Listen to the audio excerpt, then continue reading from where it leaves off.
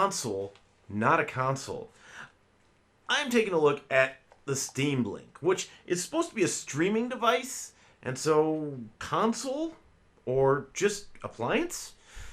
Let's find out. But first, a quick word from our sponsors. Keep these messages coming. Help fund it a little bit, right? Right? So the Steam Link I would compare to the PlayStation TV. And believe me, I love my PlayStation TV. That's how I do some of my Vita reviews. And comparable, I mean, you look at the size. Look at the size between these two. And I realize I'm wearing a black shirt. Let's go like this. You know? But look at the size, and it's a little bit bigger. It's a little bit thicker. And it's a lot heavier. This actually weighs about 3 times this. So it's like, dang. But both are actually fairly solid devices. This one actually, I feel like I could actually break it if I bent it too much. This, though, is definitely more stable. With my PlayStation TV, I can stick Vita cards in the top here. And I can stick a Vita memory card in here. And I can play games directly off of it. Steam Link, you're stuck to where you have a computer. And while this can stream PlayStation 4 games, so long as there's a PlayStation 4 on the network, this can't do anything by itself. So if you take this somewhere else, not fun. But let's stop the comparison and let's focus on the Steam Link. Now, the way this is built, you have your power port, power cord, 2 USBs in the back, 1 USB on the side here, your Cat 5, and then of course an HDMI. This is going to plug right in. It's not HDCP. Thank you. So it makes actually recording PC games off this much easier than I had to do with jump through hoops and whatnot to get my PlayStation TV. I swear that'll be the last I try, at least, to do a comparison. But I do like that this is actually a very solid device. I mean, it doesn't feel like it's going to break. Now, out of the box, first thing you have to do is update your Steam Link. This is initial launch, initial release, and this thing actually had to get an update right away. Which to me, that's like, okay. So, right out of the box, I had to update it, and then what you have to do some running back and forth between your computer and this if you don't, depending on how your setup is. I had to do some running back and forth. The TV where I'm playing this on and my computer on opposite ends of my home. So, I do some run back and forth initially.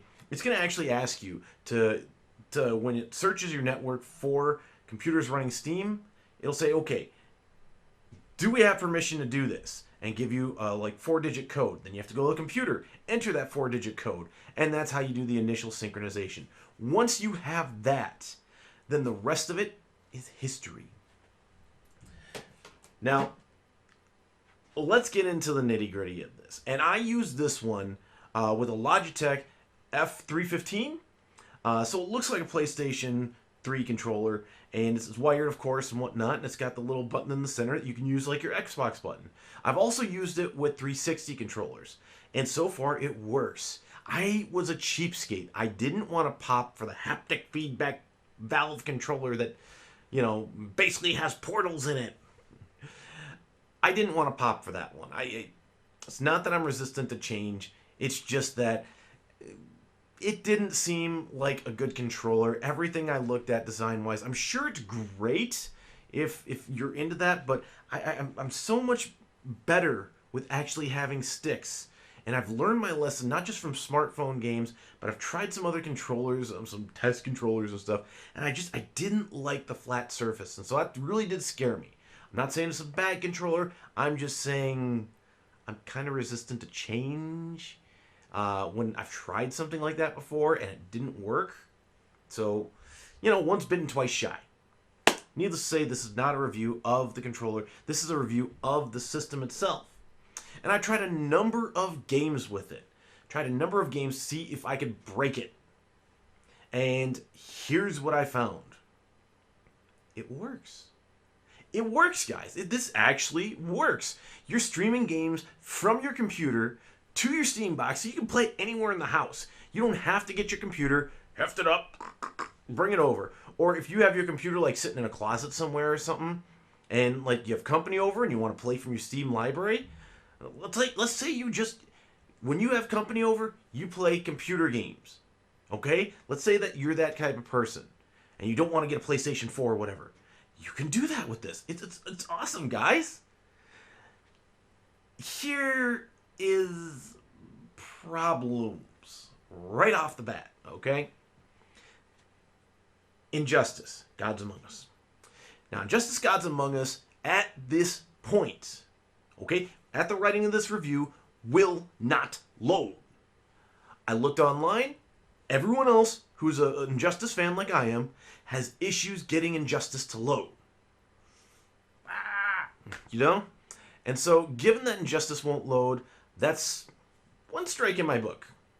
My book, you know. Number two, though, is I had issues with the 2009 Mortal Kombat. Now, if you ever look at my setup, my actual setup for my computer, I've got two screens. And Mortal Kombat doesn't want to work if you have two screens. So I actually had to wait about 10 minutes for that game to load, whereas if I wasn't streaming it, and I was just doing it on my computer, it's up. I'm already playing. Sub-Zero's getting his butt kicked by Scorpion right in the loading screen, and there we are. We're off to gaming, right?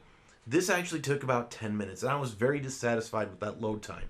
Especially when, like I said, computer, pretty seamless. Steam Link, lots of issues. So, some WB fighting games, two WB fighting games I've identified already have issues. And Gauntlet, I did try that one as well. I'm not sure if I have footage for it, but I tried Gauntlet, works seamlessly, great. So it's not WB by name, it's NetherRealms and fighting games so far is what I'm finding. I haven't tried it with Mortal Kombat X because I don't know that one yet. But here's to hoping. I found it very disappointing, though, that those games had issues. And I'm sure in the mass library of Steam games out there, there are other games that are going to have some issues. For me, I also played Another World, aka Out of This World, and that one actually had issues for me in that the cursor never quite lined up with what I was selecting. So you do have to get used to some of the differences. And with some of the games, the mouse pointer sits there during the game. And so I either had to go back and get it over, or I'd actually have to plug a mouse in to my Steam Link. And so it's one of those things where I kind of treat it right now like it's its own system. You know, controllers and everything. It's not for when I want to do first-person shooters. Or at least not your traditional first-person shooters. Although I did play Shadow Warrior. Well, actually, I'm not going to give it 2 thumbs up. I'm going to give it a thumb and a half. And the reason is because Shadow Warrior, every time I'd hit the B button, game would crash. And it doesn't crash, again, on my computer. It crashes on Steam Link, not on my computer. So there's a lot of bugs here from them to work out. And the coup de grace for me was actually, I can't leave my microphone and my webcams plugged in while my Steam Link is running. That screws with me. If you have a microphone device or a listening device plugged into your computer, what it will do is it will try and pipe all the sound through that instead of through the Steam Link. And so as a result, it took some troubleshooting, finding people online who are having the same issue to finally get that resolved. And so the Steam Link right now is actually plagued with a few issues. And that's my complaint right now with the Steam Link. Valve has to get these things figured out because for me, I like to keep everything set up. It's a bit of unplugging because I keep my studio set up so I can do these reviews, and I don't like having to disconnect things all the time. It's just, I shouldn't have to. Not my motif. So those are my gripes about it. One more gripe. Dead or Alive. Love me a good fighting game. Dead or Alive, a lot of fun. But Dead or Alive is actually the only game where I saw significant frame rate drops. And I'm not sure if this is Tecmo or if this is the Steam Link. But again, this is one of those things where when I'm playing on my computer, I don't see that as much. When I'm playing on the Steam Link, that's when I start to get these issues. And so I have to wonder to some degree if there's still, like I said, there's still some bugs to work out, because you are technically streaming. And I'm doing this all hardwired, is what I'm doing. Now, it does support Wi-Fi, which is great. And Wi-Fi, there's definitely some more issues with, some more latency issues. With some of the milder games, not as noticeable, but with some of the heavier games, you will see some latency issues. Things that then a fresh frame skip here and there, stuff like that. Don't use your Steam Link Wi-Fi. Do not, if you can avoid it, do not use it Wi-Fi. Plug it in. Come on, treat it like a Glade, guys. Plug it in, plug it in. That's my suggestion on this one, because I found that it's actually problematic when using Wi-Fi. All that said, I did a number of games. I did Tomb Raider. I did, what else did I do? I did Dead or Alive, Tomb Raider, Gianna Sisters. I can't remember all the games I did. All I know is I had a lot of fun checking out different games, and I could watch them on my TV. I didn't actually have to come back in my office and then do all the recording and everything. I could do it from the comfort of my living room, from my couch if I wanted to. And I could chill. And if I have guests over, it's not, hey, I've got this really awesome game. Let's all crowd in this little office space and say, hey. No, it's actually, guys, here's my TV. Let me get some controllers for you. There you go. And with 3 ports on the device itself, you really can just plug in 3 right away and have friends over. And if you need more, you just plug in a hub. There you go. You're ready for more players as well. I think that's awesome. I'm excited about my purchase. I like the Steam Link. It does a good job for what it is. It does have some issues, and I think these will get ironed out as time progresses. But overall, though, I think the Steam Link is a solid piece of machinery. And I am actually, moralgamer here, I am giving it a solid recommendation. I'd say for any PC gamer who wants to maybe ditch the PC, I'm not saying throw it away, but leave it in a different room and game elsewhere in the house. This is a way to go. This is actually a good way to go. Recommending it, I'm saying pick one up. $50, use your own controller. $100, use their controller.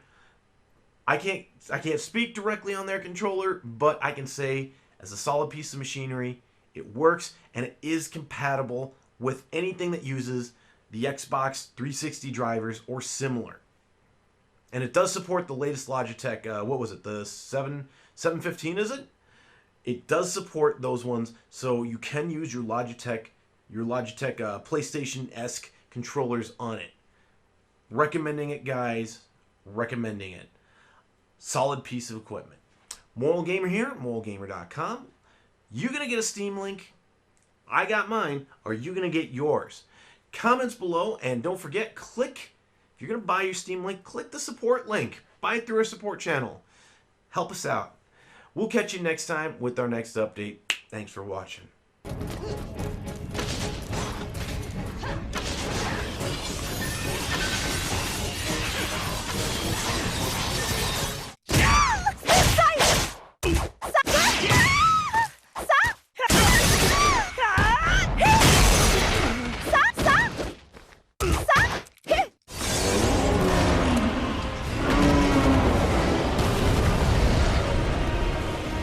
Off a demon horde? Check.